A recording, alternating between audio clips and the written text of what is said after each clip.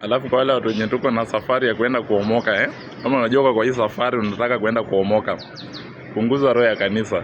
Hii roho ya kanisa hii kidogo. Hata pastor ana kabisa. Pastor naye naona mambo yao ni pesa tu, wanalenga pesa, roho ya kanisa hakuna. So wewe pia wewe kama mshiriki, punguza roho ya kanisa hiyo nayo inakumalizia pesa, michango mingi nini. Sasa na kuomoka haitaki mambo na michango mingi, vitu hizi kusaidii. Basi mimi niko kwa process ya kuomoka. Mambo ya kanisa nimepunguza kiasi. Si ati nimekataa yote, lakini nimepunguza. Nimesema nimepunguza, sawa. Sasa kanisa nikishaomoka nitaresume kanisa. Hayo ndio niko na pesa zangu, kama wanataka sadaka, wanataka fungu la 10, mimi nitatoa zote.